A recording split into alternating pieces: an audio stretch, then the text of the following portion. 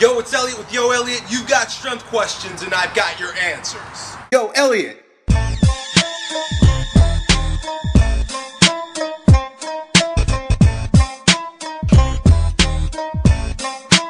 Today we've got a question. It's actually a comment on one of my old videos about hip pain from our friend Gerard Campbell 100. He says, yo Elliot, I'm a rower and I've got this serious pain in my piriformis when I do the foam rolling exercises in your videos. I'll link it up for you guys to see. I can't stop cursing, and he also says that the hips are just so tight that when he does the stretches, he's in tons of pain. And the other issue is that he can't activate his glutes in order to perform his sport in the most efficient way possible. He says a lot of rowers are having the same problem. And the reason why I decided to take this question is because what he's describing is an exaggerated form of what most people are dealing with regard to having no ass. Essentially, if you consider that our lifestyles are designed in such a way that we're typically sitting all the time, we've got our knees together, we've got our hips flexed, and we've got our back rounded. We're in a kyphotic position. This fetal position, or this complete flexed position, doesn't allow for the extension that's necessary for the activation of the glutes. So if you notice, there are a lot of people, in particular these rowers, but people in general, if you've ever seen them, of course there are a lot of different postural disorders, but you haven't seen these dudes that like have a long back that just turns into legs. Like there's absolutely no ass there whatsoever. It's just like, I don't even know how your pants stay on.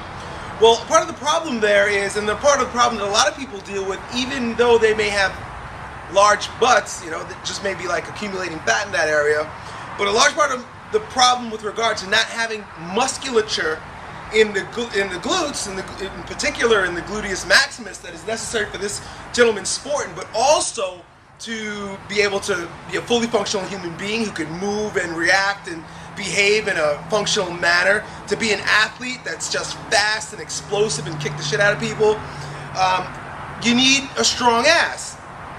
So what happens is when the gluteus maximus, part of the reason why the gluteus maximus doesn't work is because what you get is called motor sensory amnesia. Essentially the hip flexors and the flexors of the spine become so tonic that the nervous system completely traverses a path that excludes the glutes. So even when you're doing squats or you're doing different movements or like step-ups or lunges, movements that you would typically expect the glutes to participate in, especially if they're sagittal plane movements. Essentially, when I say sagittal plane, I mean you're not moving from side to side, which is frontal. You're moving within the same flexed position that you normally do when you're performing your sport, or you're sitting at your desk, deadlifts, squats, things of that nature. All you're going to end up doing is to further facilitate the imbalance that's associated with the pain that you're dealing with. So you could be stretching your piriformis, you could be stretching your hip flexors, you could be doing back extensions, which I would totally suggest you do, because I almost guarantee that you've got a kyphotic posture, that your pec minor's tight. Just by looking at some of the videos of your sport, I can see what you guys deal with.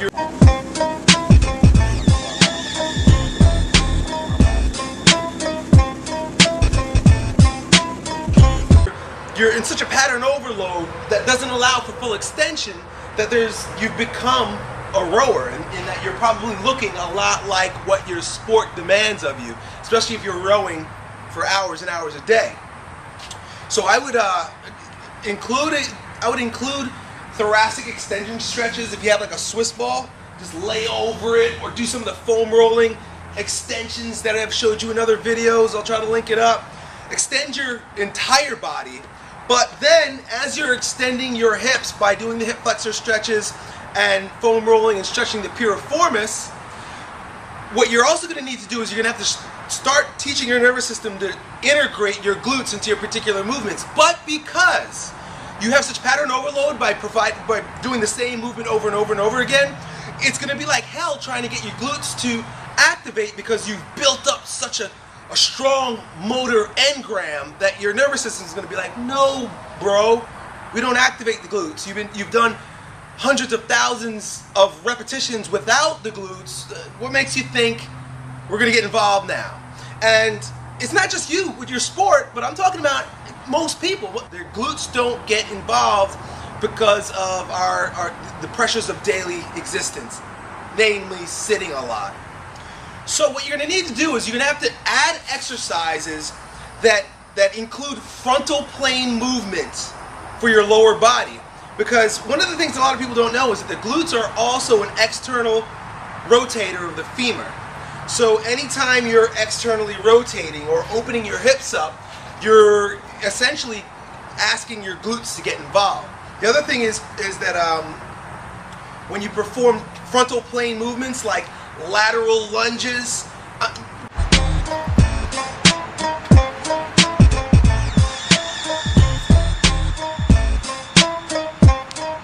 you're going to get your glutes involved. You've got to move out of the sagittal plane with all of your exercise. You shouldn't do anything in the gym that further facilitates the imbalance associated with your sagittal dominant sport. You've got to do lateral, you've got to first of all do a lot of extension, you've got to do a lot of lateral movements, you got to do a lot of transverse movements like twists and things of this nature, just moving in different planes of motion.